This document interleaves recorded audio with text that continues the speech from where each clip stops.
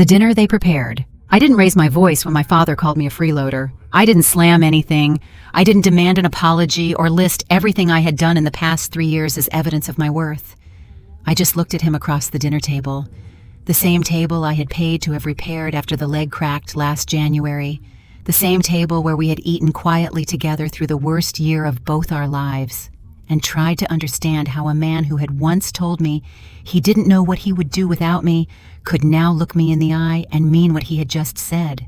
"Your sister is bringing her kids," he said, as though that explained everything, as though that was a complete sentence.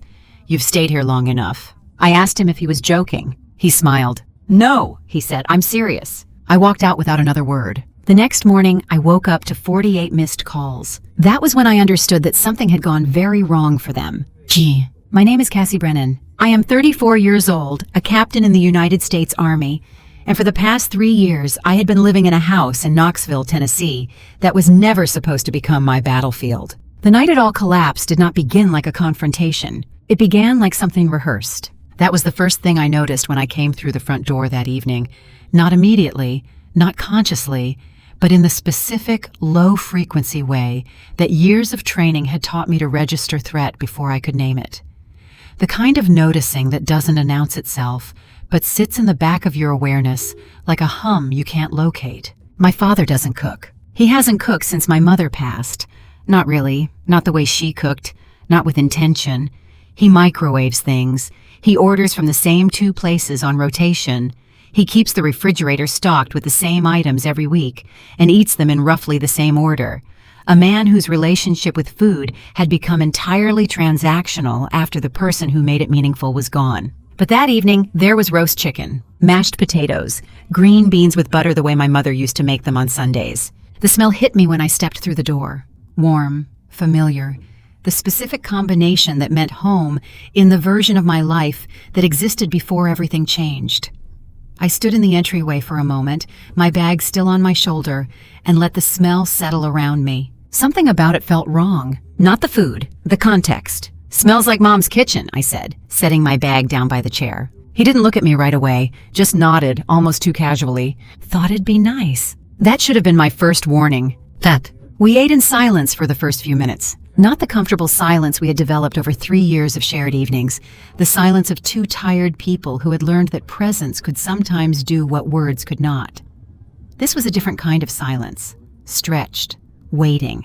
The specific quiet of a room where something has already been decided, and the only question remaining is how to say it. I noticed small things. The way he kept glancing at his phone, screen down on the table beside his plate. The way he avoided my eyes when I asked about his cardiologist appointment that afternoon. The way he cleared his throat twice before finally setting his fork down and folding his hands together.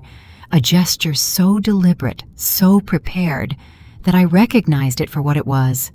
A man who had practiced this part. "Cassie," he said, "your sister called." Of course she did. Diane had a specific talent for appearing in conversations just before things went sideways.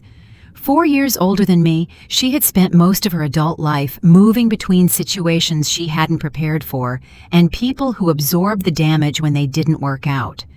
Jobs that ended badly, relationships that concluded with someone else managing the wreckage. She called when she needed something and went quiet when things required sustained effort. My father had always had an explanation ready for her. "She's doing her best. She's got a lot on her plate. She'll figure it out." And when she didn't figure it out, when things collapsed the way they reliably did, there was always an unspoken understanding about where she could land. That understanding had always been my life. "She and the kids are coming to stay," my father continued. I paused mid-bite. Already in my head I was adjusting, making room, calculating logistics, doing the thing I had always done when my family's needs rearranged themselves around me. "Okay," I said slowly, "we can figure something out." "The guest room," he said. "They'll need more space." I blinked. "We'll manage." He shook his head. That was when I saw it. Not hesitation, not uncertainty, certainty. The specific, settled certainty of a man who has already made a decision and is now simply delivering its conclusion. "No," he said. "They need stability, a proper situation, and you—" He exhaled slowly, like what came next was entirely reasonable, like it was obvious. "You need to move out." For a second my brain rejected it. The sentence just hovered there between us, absurd and incongruous, like something that had been said in the wrong room. I let out a short laugh before I could stop myself. "You're joking," he smiled. Not warmly, not apologetically, just flat, with the specific, practiced evenness of someone who had anticipated this reaction and had decided in advance not to be moved by it. "No," he said, "I'm serious." Something cold moved through me. I set my fork down carefully. The sound it made against the plate was very small and very precise in the silence of that kitchen. "You want me to leave? They'll be here in a few days. After 3 years. It's time, Cassie." His voice had the specific dismissive cadence of a man closing a subject he considers already resolved. "You've been here long enough." "Long enough." I leaned back in my chair and looked at him the way I look at situations I need to fully understand before I respond to them. "I've been here," I said quietly, "because you couldn't keep this place running on your own. Because after Mom died, you stopped opening your mail, stopped managing your medications, stopped paying attention to things that needed attention. The house started falling apart, so I came back." He waved a hand, the gesture of a man dismissing a list of inconveniences. "That was 3 years ago, and I've been covering the mortgage for 2 of them," I replied. His jaw tightened. "You act like helping your own family makes you special." "I act like it should mean I'm not being thrown out of the house I helped keep standing." Something shifted in his expression. Whatever softness had been there, even the performed softness of a man who had cooked a meal he didn't know how to make in order to soften a conversation he had already decided to have, was gone. "You've gotten too comfortable," he said. "Living without real responsibility. It's not healthy." I stared at him. "I'm an Army officer." "That's your job," he snapped. "This..." He gestured at the room, at the house, at everything I had quietly held in place for 3 years. "This isn't your house?" And then he said it. "You've been living here like a freeloader." The word didn't land the way anger lands. It landed the way revision lands, like something being rewritten in real time, like watching 3 years of your life be reassigned to a different category without your consent. Freeloader. 3 years of mortgage payments and property taxes, and a furnace replacement in February, and a roof repair the following spring, and pharmacy runs and medical appointments and late nights keeping a man who had stopped managing his own life from losing it entirely. All of it, reduced to that word. I felt something move through my chest. It wasn't rage. It was something quieter and more structural. The specific sensation of a load-bearing wall being removed and everything above it beginning very slowly to shift. I looked at him for a long moment. I was searching for something. Regret, doubt, any indication that he understood the weight of what he had just said and hadn't fully meant it. There was nothing. So I stood up. "I understand," I said. He frowned, slightly thrown. He had expected more resistance, more emotion, something he could manage and redirect. "Good," he said, almost relieved. "We'll talk logistics tomorrow." "Logistics?" I nodded once. I picked up my keys from the counter where I always left them. I walked out of the kitchen, through the hallway, past the pictures on the wall, the same photographs that had been there since my mother arranged them, that I had dusted and straightened and kept in place for 3 years, and out through the front door. I didn't slam it. The latch caught with a small, clean sound. I walked to my car. I got in. I sat for a moment in the dark with my hands resting on the steering wheel and the engine off and the house lit up behind me in the Tennessee evening. Then I drove. I didn't have a destination. I just drove until the specific, bright emptiness of an all-night grocery store parking lot gave me something to park in front of. I sat there with the engine running and the heater on and the fluorescent light of the store washing through the windshield. And I let the reality of what had just happened settle into something I could work with. Because that is what I do. I assess, I adapt. I do not break. By the time I drove back, the house was dark and quiet, in the way houses are quiet when the person inside them has decided the conversation is over. I went to my room. I closed the door. I sat on the edge of the bed and looked around at the space I had rebuilt piece by piece over 3 years. The furniture I had brought back, the shelves I had installed, the closet I had organized 3 times to make room for things that turned out not to be temporary. It didn't look like a short-term stay. It looked like a life. That was the problem. I lay down, not because I was tired, because there was nothing left to do in that moment except let the next thing arrive. My mind didn't spiral. It sharpened. Somewhere between that dinner table and the quiet of that room, something had shifted. Not in him, but in me. The version of myself that had spent 3 years adjusting without complaint, absorbing without acknowledgement, staying without being asked to stay. She was still there, but she was finished. The next morning, I woke up to 48 missed calls. I lay in bed and looked at the screen without moving. My father's name, Diane's name, 2 numbers I didn't recognize. I stared at the notifications for a long time. They hadn't panicked when they thought I would leave quietly. So something had happened overnight that changed the calculation. I didn't answer. Not yet. Because whatever had gone wrong for them, I needed to understand exactly what it was before I decided what to do about it. And the first step was finding out how long they had been planning this. 3 years of proof. I made coffee in the same kitchen I had stocked and cleaned and reorganized 3 times in 3 years, and I did not answer the phone. The kettle whistled. The cabinets I had repainted last spring caught the morning light. The tile backsplash I had regrouted in October was still clean, still even, still exactly the way I had left it the evening before, when I came home to a staged dinner and a decision that had already been made. Everything looked exactly the same. That was the strange part. Nothing in this house reflected what had just happened. But I did. I leaned against the counter and let the past come back. Not as a blur, not as a general sense of having given a great deal, but in the specific, documented detail of someone whose training had always been to remember exactly what happened and in what order. 3 years earlier, I hadn't planned to come back. I had an apartment across Knoxville. Small, functional, a lease I had signed after my second promotion. A routine, a life I was quietly building in the margins of my military career.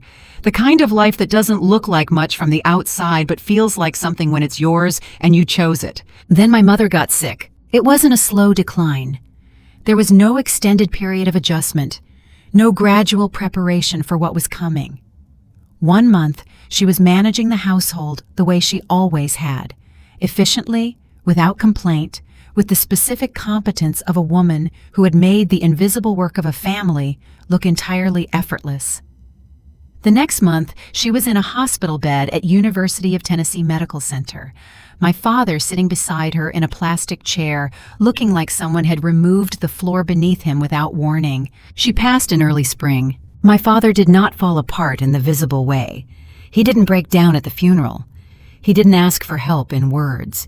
He simply stopped. The way a system stops when the component running it is removed. He stopped opening mail, stopped tracking his medications, stopped noticing things that needed to be noticed. The house started following his lead. I came back one Sunday, 6 weeks after the funeral, to check on him. I found a stack of unopened envelopes on the kitchen table. Utility notices, insurance correspondence, a property tax bill with a late penalty already applied. The furnace was cycling incorrectly. The kitchen faucet had a slow leak that had been going long enough to leave a mineral stain on the sink basin. There was food in the refrigerator that had been there since before my mother's last hospitalization. My father was in the living room watching a program he clearly wasn't following. His eyes were pointed at the screen, but they were somewhere else entirely. "You didn't call me," I said. He shrugged. "Didn't think it was that bad." "It's that bad," I said. I told myself I would stay for a few weeks. Just long enough to stabilize things, sort the paperwork, get the maintenance issues addressed, make sure he was eating and managing his prescriptions. I called my landlord, put my lease on hold. Weeks became months. Months became 3 years. I took over the mortgage payments that he kept missing. The property tax bill that had accumulated a penalty I paid off without telling him the full amount. The furnace that gave out completely in February, I covered that replacement $4,200 out of my own account. The roof repair the following spring, another $3,800. I set up automatic payments for utilities.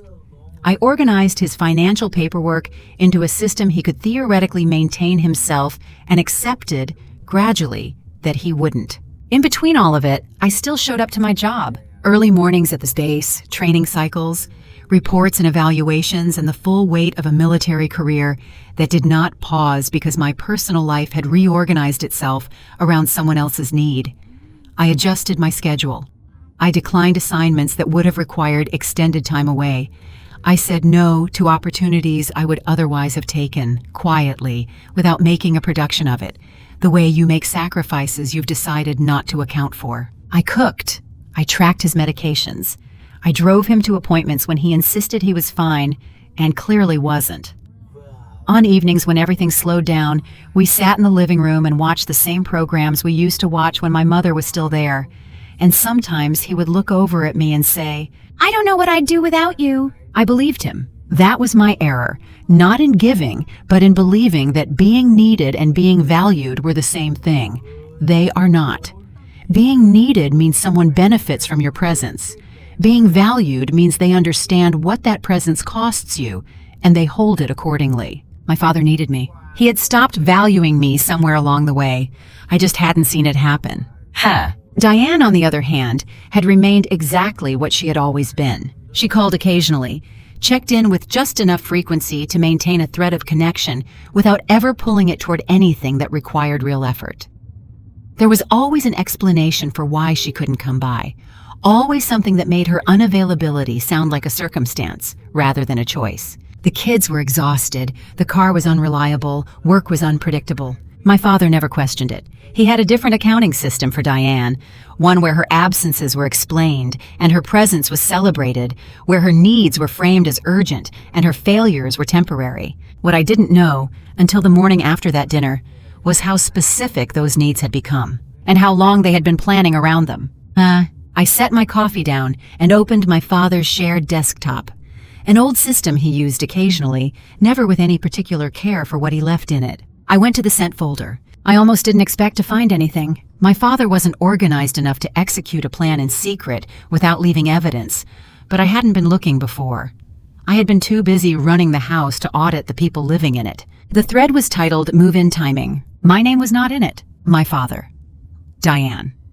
An email address I didn't recognize.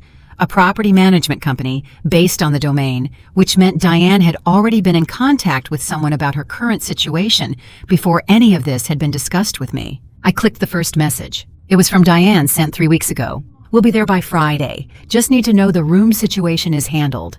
Kids are tired of moving. This needs to be the last time for a while." My father's reply came the same evening. "Room will be cleared. Emily won't be an issue." I read that sentence twice. Won't be an issue. Not Emily understands. Not I'll talk to her and we'll work something out. Won't be an issue. The specific phrasing of someone who has already decided how a problem will be resolved and is simply confirming it to someone else. I kept reading. A message from Diane 4 days later. "It'd be easier if she's out before we get there. I don't want the kids around tension." My father. "I'll handle it. She understands." She understands. He had been so certain. So utterly certain that I would absorb this the way I had absorbed everything else. Quietly, without pushback, adjusting my life to accommodate a decision made about me, without me. I scrolled further. There was one more message, shorter than the others, almost casual. "Once she's out, the house can finally feel like home again." I sat back from the screen, finally feel like home again, as if I had been something in the way. Not the person who had spent 3 years keeping that home functional when it had stopped being one. Not the person who had paid the mortgage and fixed the furnace and tracked the medication and made sure there was food in the refrigerator and that the bills were current and that the man living in that house did not lose it to a bank because he had stopped being capable of managing it alone. Just something in the way, something that, once removed, would allow things to finally feel right. I closed the laptop with a quiet, deliberate click. I sat for a moment in the kitchen light, and then I picked up my phone and called Attorney Reed. We had overlapped briefly during a legal assistance program I had participated in through the base, a service that connected military personnel with attorneys for family and property matters. She was methodical and direct, the kind of person who communicated in precise language because she had learned that precision was the only thing that held in a crisis. She answered on the third ring. "Cassie, I need some advice," I said. "I'm not going to soften it." "Good," she said. "Don't." I walked her through everything. The 3 years of payments, the mortgage, the taxes, the repairs, the maintenance, the documentation I had in my accounts, because I had always been the kind of person who kept records, not for this purpose, but because keeping records was how I operated. The dinner from the night before, the emails I had just read, the 48 missed calls sitting unanswered on my phone. She didn't interrupt. When I finished, she took a breath. "First thing," she said, "you're not a guest in that house. You've established legal residency. Consistent financial contribution to a property, especially mortgage payments and structural repairs, creates standing regardless of whose name is on the deed. He can't just tell me to leave. Not without proper notice and legal process. Tennessee law is specific about that. Residency isn't determined by ownership. It's determined by occupancy and contribution, both of which you have documented. I leaned forward slightly. And the money I've put in? Documented financial contributions to a property create an equitable claim. It doesn't automatically translate to ownership, but it gives you leverage and it gives you standing to pursue reimbursement for contributions made toward a property from which you're being displaced. Leverage, standing. 2 words I understood. What do I do with that? I asked. That depends on what you want, she said. Her tone shifted slightly, becoming more precise. If you want to stay, we file for formal recognition of your residency and challenge any attempt to remove you. If you want to leave, which based on what you're describing sounds like the right call, then we establish the terms under which you go, and those terms include acknowledgement of what you've contributed. I'm not staying, I said. Good, she said immediately without hesitation. Then this isn't about holding space, it's about terms. Help me outline them. We spoke for 40 minutes. Legal frameworks, documentation requirements, specific language for the letters she would draft. Not emotional, not personal, just the architecture of a situation being handled properly. When I hung up, I didn't feel lighter. I felt focused. There is a difference, and it matters. I spent the rest of that day building what Attorney Reed needed. Bank statements, mortgage payment confirmations, repair invoices, receipts I had kept without knowing I would ever need them for this purpose. 3 years of quiet evidence, organized into a folder that told a story no one in that house had ever bothered to read. By noon, I had the documentation. By mid-afternoon, I had the letter Attorney Reed had drafted. Formal, precise, language that communicated legal position without melodrama. On top of the folder, I placed one line in my own handwriting. If I was good enough to pay for this house, I was good enough to be treated with respect. I set the folder aside. I looked at the calendar. Diane and the kids were arriving Friday. It was Wednesday evening. I had 36 hours. That was enough. In the military, we have a specific term for the period between when an operation is authorized and when it is executed. Not the planning phase, not the reaction phase, the quiet interval when everything is in place and the only thing left is to move. I was in that interval now, and I knew exactly what came next. The 9:30 locksmith. Thursday night, I packed one bag. Not everything. Not the carefully curated, accumulated evidence of 3 years of living. The books on the shelf I had arranged by subject. The kitchen tools I had bought because the ones already there were inadequate. The extra blankets in the closet I had purchased the first winter when my father's thermostat habits turned out to be incompatible with human comfort. Those things stayed exactly where they were. I packed what I needed immediately. 2 uniforms, essential documents, my laptop and its charger, a change of civilian clothes, my mother's photograph from the nightstand, the small framed one I had moved from the living room to my room 3 years ago because I wanted something real nearby while everything else was in process. The rest stayed in place. If someone had walked past my room that Thursday night, it would have looked unchanged, an occupied room, a life mid-habitation. That was intentional. I set the bag by the door and lay down on top of the covers without undressing and let the house settle into its nighttime sounds around me, the furnace I had paid to have replaced, cycling steadily through the cold, the faucet I had fixed in the kitchen, no longer dripping, the specific, quiet creak of the 3rd stair that I had learned to step around so I wouldn't wake my father on the mornings I left early for base. I had learned all of it. I had absorbed all of it. I was done absorbing now. Friday morning. My father left at 7:43. I heard his truck start in the driveway, idle longer than usual. He was on his phone, the engine running while he sat and talked, which meant the call mattered enough to take before he pulled away. Then the engine note changed, and the tires moved on the gravel, and the sound receded down the street and disappeared. I did not go to the window. I already knew where he was going. Diane's flight landed at 9:15. He was going to the airport. He would bring them back to a house he was confident would be cleared and ready. He had handled it. She understood. He had been so certain. I waited 10 minutes after the sound of the truck faded entirely. Then I got up. The locksmith arrived at 9:30 exactly. His name was Ron, according to the work order. A quiet man in his mid-40s with the specific, unhurried competence of someone who had been doing precise work for a long time and had no interest in making it seem more complicated than it was. He pulled up in a white van, got out with his toolbox, and walked to the door without looking at his phone. I met him at the front step. I handed him the documentation Attorney Reed had prepared, a formal notice of residency establishing my legal standing to authorize modifications to the property's access points. Ron took it, read it in the way tradespeople read paperwork, not slowly, but completely, and folded it into his front pocket. "You sure about this?" he asked. "Not challenging, just procedural." The question of a man who wanted to confirm he was where he was supposed to be before he started work.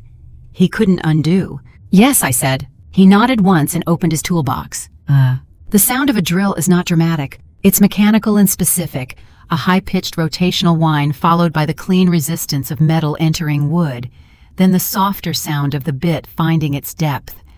I stood in the hallway and listened to it move through the house as Ron worked, room to room, door to door. Front door, back door, side entry from the garage. Each lock turned over in approximately 12 minutes. Each new deadbolt tested twice, once by Ron, once by me. I tested each one myself with the specific attention of someone who had spent years verifying systems before walking away from them. Front door, secure. Back entry, secure. Garage access, secure. Every exterior point of entry to the house I had kept running for 3 years was now keyed to a set of locks that my father did not have a copy of. By 11 o'clock, Ron had packed his toolbox and driven away. The house was still. I stood in the kitchen in that stillness for a moment, not savoring it, not feeling triumphant, just acknowledging it, the way you acknowledge any objective completed. Then I moved to the next item. Utilities. I called each company directly, working through the list I had compiled the previous evening. Electric, water, internet, gas. I was precise and unhurried on each call. I did not shut anything off abruptly. That would have been petty. And more importantly, it would have been inaccurate. The children arriving that afternoon had done nothing wrong. I was not interested in punishing children for an adult's decisions. I simply removed my name from the accounts and transferred billing responsibility to the account holder of record, my father. I set end dates for my involvement, documented the transfers, requested confirmation emails. The system I had built to keep that house running quietly and invisibly for 3 years, the automatic payments, the account monitoring, the maintenance scheduling, the small, constant, invisible labor of a person managing a household that no one had officially asked her to manage. I dismantled it with the same methodical attention I had used to build it. It took 90 minutes. When I finished, I sat at the kitchen table with the confirmation emails open on my laptop screen and felt the specific structural sensation of having set something down that I had been carrying for a very long time. Not relief, not grief, just the honest physical awareness of weight removed. The letter was last. Attorney Reed had drafted the formal version, legal language outlining my residency status, my documented financial contributions, and the terms under which I was willing to discuss reimbursement for costs incurred toward a property from which I was being displaced.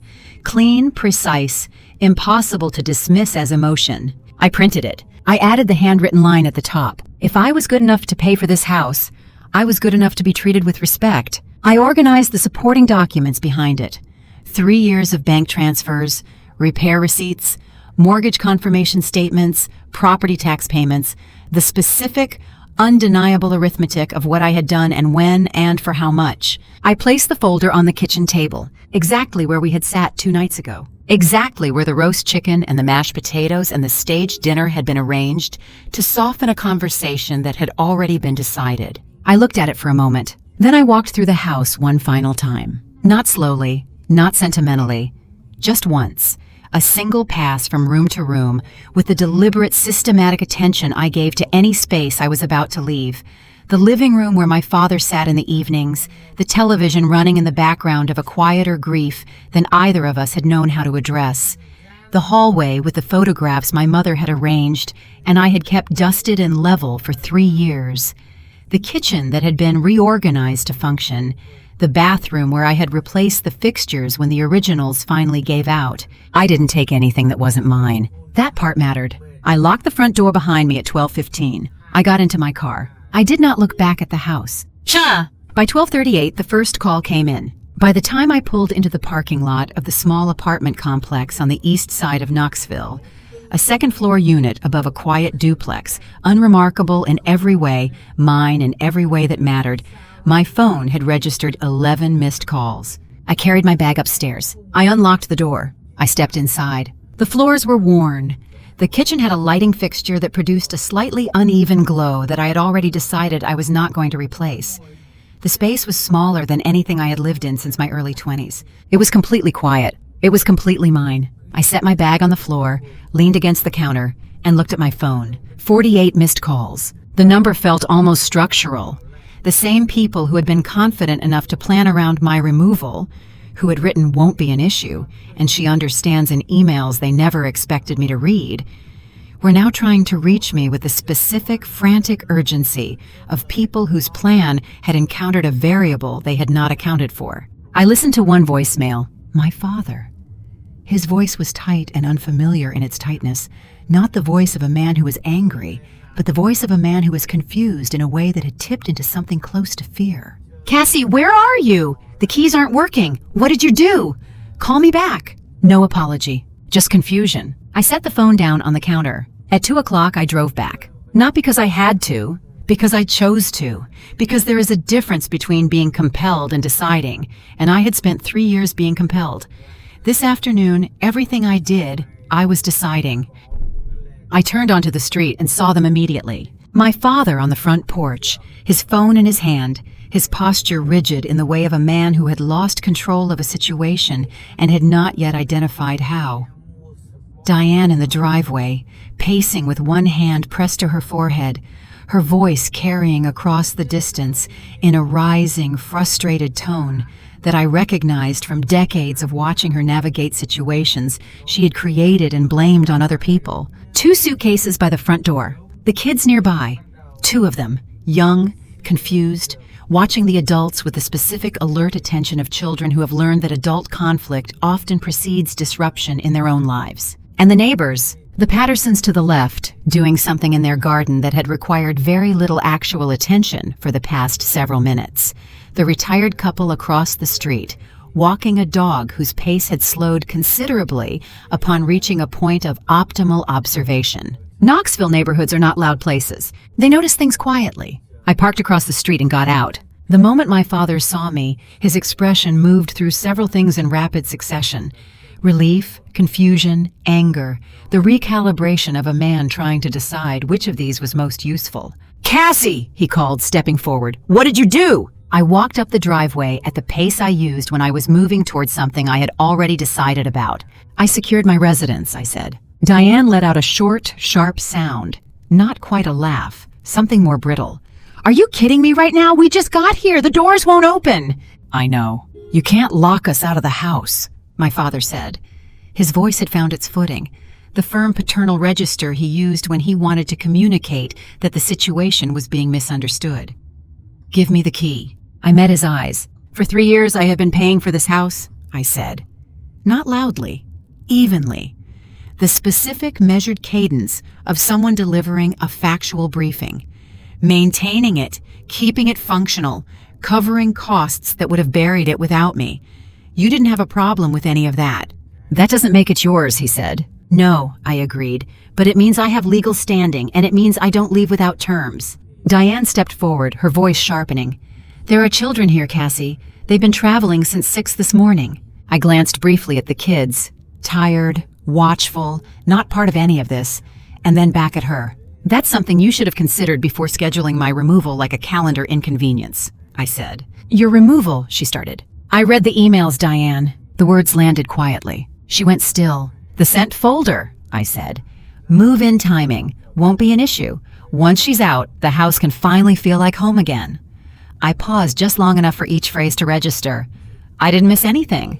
My father's jaw was tight. He was looking at me with the expression of a man who has just discovered that the person he thought he understood has been operating on a completely different set of information than he assumed. "Give me the key," he said again. Lower this time, less certain.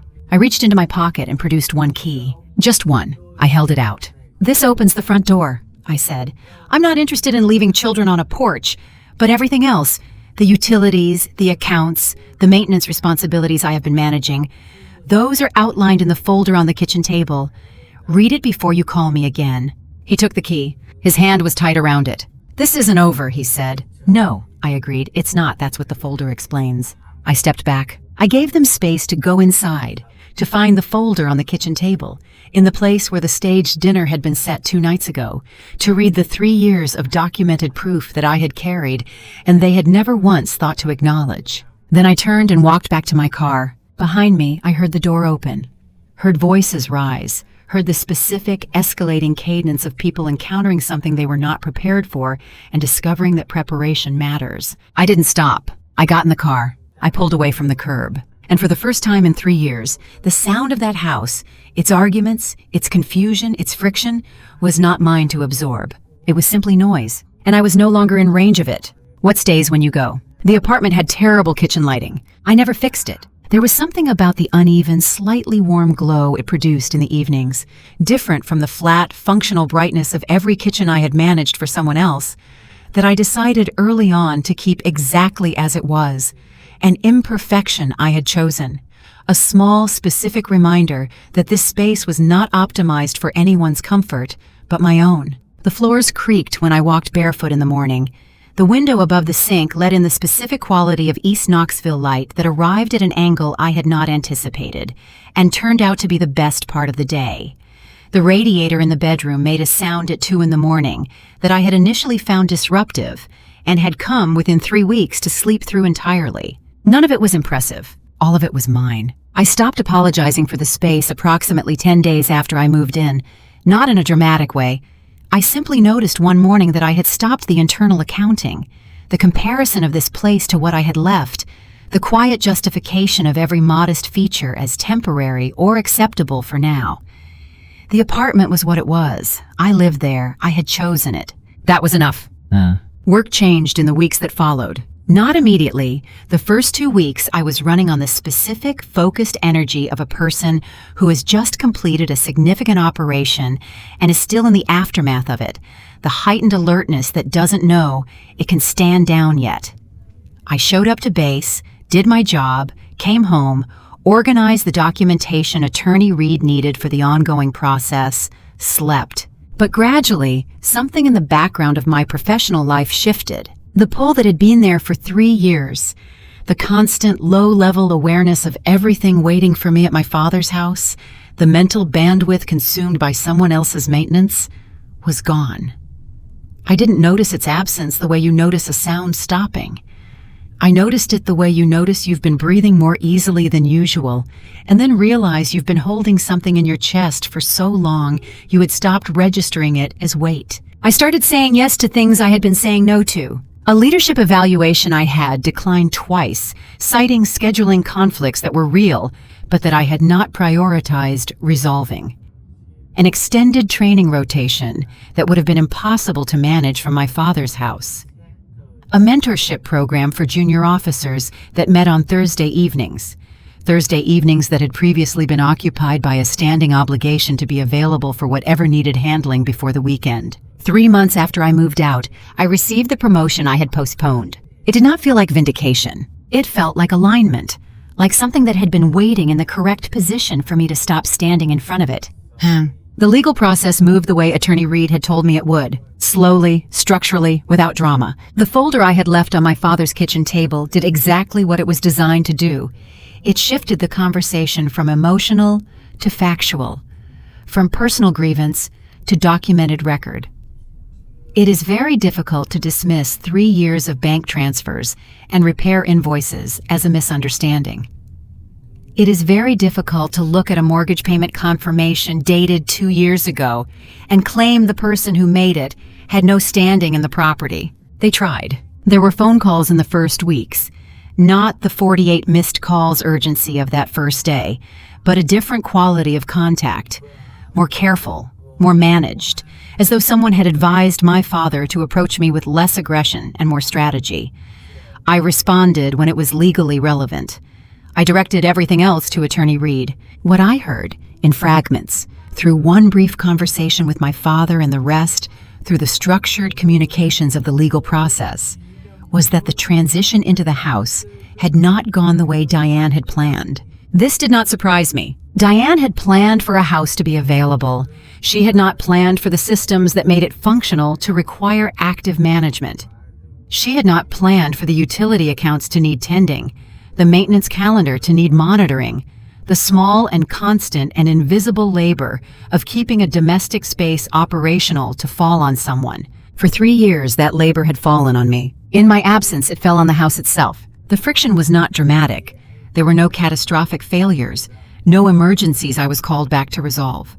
Just the steady accumulation of small things going unaddressed. The kind of entropy that happens when no one in a household has built their life around noticing and preventing it. The legal process concluded 4 months after I left. The terms Attorney Reed negotiated included a formal acknowledgement of my financial contributions and a structured reimbursement agreement. Not the full amount of everything I had put into that property, because that was never going to be fully recoverable, but a documented, agreed-upon portion that required my father to sign his name to a statement confirming that I had contributed what I had contributed. That signature mattered more than the money. It was the first time in 3 years that what I had done was acknowledged in a form that could not be revised or reframed. I saw my father for the first time 6 months after I left. It was a Tuesday afternoon. I had stopped at a hardware store in West Knoxville after work. I needed a specific bracket for a shelf I was installing in the apartment. The kind of minor domestic task that had once been absorbed into the larger maintenance of someone else's home, and now existed in its proper context. A small thing I was doing for myself. I almost didn't see him. He was near the back of the store, standing in front of a wall of fasteners with the specific, slightly lost expression of someone who is looking for something they know exists, but cannot immediately identify. He was holding his phone up, squinting at a photograph on the screen, something he was trying to match to a physical product. I stopped. He looked up. For a moment, neither of us moved. He looked older than I expected, and then I understood that he had probably looked this way for a while, and I had simply been too close to notice. The specific way proximity prevents you from seeing change that distance makes visible immediately. "Cassie," he said. "Dad?" We didn't close the distance between us. We stood in the hardware aisle with the particular careful neutrality of two people who have not yet determined what the terms of this moment are. "How have you been?" he asked. "Good," I said. "Busy." "Good busy?" "Yes." He nodded. His eyes moved briefly to the shelf bracket in my hand and then back to my face. "I heard you got promoted," he said. "A few months ago." "That's..." He paused. Something moved across his expression that I couldn't fully read. Not pride exactly, but the specific, complicated recognition of someone who understands they missed something they should have been present for. "That's good, Cassie. That's really good." I waited, not for an apology. I had stopped expecting that specific shape from him a long time ago. I waited the way you wait in a conversation when you sense the other person is still working toward whatever they actually came to say. He looked down at the photograph on his phone. "I can't figure out which of these," he said, gesturing at the wall of fasteners, the sink cabinet, the hinge cracked. It was such a specific, ordinary admission, not of wrongdoing, of limitation, of the particular helplessness of a man who had relied on someone else to know these things, and was now quietly facing the gap that person's absence had left. I looked at the photograph. I looked at the wall. I pointed to the right section. 3rd row, left side, specific size. "That one," I said. He found it, examined it, put 3 in his basket. "Thank you," he said. "Sure." He looked at me one more time. "Your mother," he started, and then stopped. Tried again. She always said you were the one who knew how things actually worked." It wasn't an apology. It wasn't even close to a full accounting of what had happened between us. But it was the first time he had said something that gestured toward the truth of what I had been in that house. Not a guest, not someone who had overstayed her welcome, not someone who had been living without real responsibility. Someone who knew how things actually worked. Someone who had kept the things that needed keeping. "I should get back," I said. "Yeah," he said. "Me too." We didn't set a time to speak again. We didn't reach for anything the moment wasn't ready to hold. I turned and walked toward the front of the store, the bracket in my hand, the conversation settling into its place behind me. He didn't call after me. I didn't expect him to. Outside, the Tennessee afternoon was doing what it does in that season. The light still warm, but the air carrying the first suggestion of what was coming. That specific quality of late-year transition that always feels like something ending and something else not quite ready to begin. I sat in my car for a moment before starting the engine. I thought about my mother, about the fact that she had always known what I was capable of, which was perhaps why she had never felt the need to say it out loud. The way you don't narrate the reliable things, you just rely on them, and it is only when they're gone that you understand what they were doing. I started the car. I drove back to my apartment. 6 months later, the financial consulting work had grown into something I had not anticipated when I started it. It had begun as a small, informal thing. A colleague at the base had asked me to help her understand her financial situation after a divorce left her managing accounts she had never managed alone. I sat with her for 2 hours on a Saturday morning.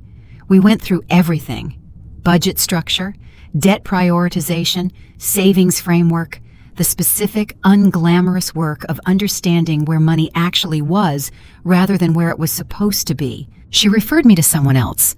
That person referred me to another. By the end of the year, I was working with 11 women in various stages of financial reconstruction: divorce, family displacement, medical debt, situations where someone had been managing things for other people for so long that they had no clear picture of their own position. I understood those situations. I understood them from the inside. I did not advertise. I did not build a brand around my own story.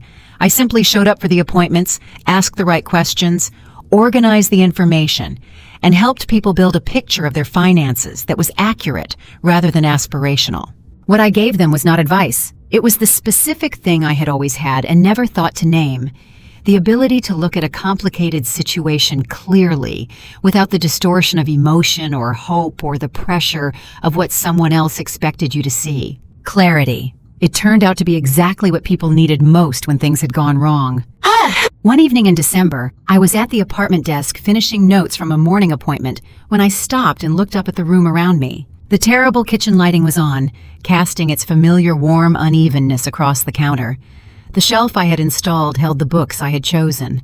The window above the sink was dark, the East Knoxville streetlights doing what they did. Not beautiful, just present and sufficient. It was quiet, not the heavy, freighted quiet of my father's house in the evenings. The silence of two people maintaining a shared space without discussing what it was costing either of them.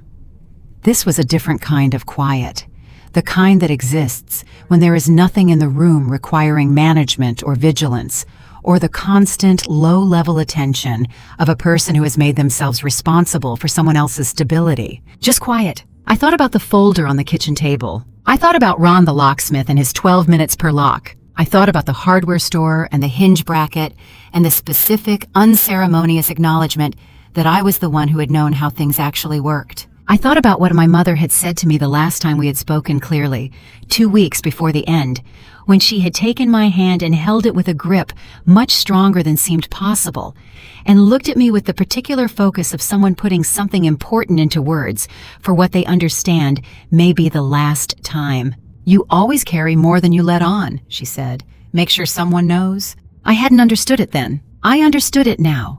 Not as an instruction to perform my sacrifices for an audience, but as a reminder that invisible labor is still labor, that carried weight is still weight, and that the person carrying it gets to decide eventually to set it down. I had set it down. What remained was this: a second-floor apartment with worn floors and a creaking third stair and kitchen lighting I had chosen not to fix. A career moving forward in the direction it had been facing all along. Work that mattered because I understood the people I was doing it for. A life that was entirely, precisely, quietly mine. I closed my laptop. I made tea. I carried it to the window and stood there looking out at the street below. Ordinary, unhurried, doing nothing in particular. And I felt the specific, earned quality of a person who has stopped waiting for someone else to recognize what they're worth. You don't need an audience for that recognition. You just need to be honest with yourself about what you've done and what it cost and what, on the other side of all of it, is actually yours. The tea was warm. The light was imperfect. The apartment was quiet. It was more than enough. If this story stayed with you, if you've ever been the one who kept things running while someone else took the credit, the one who stayed past the point of being seen, share it with someone who needs to hear that leaving is not the same as losing. We tell one story a week. Subscribe and ring the bell. Tell us in the comments, What was the moment you understood the difference between being needed and being valued?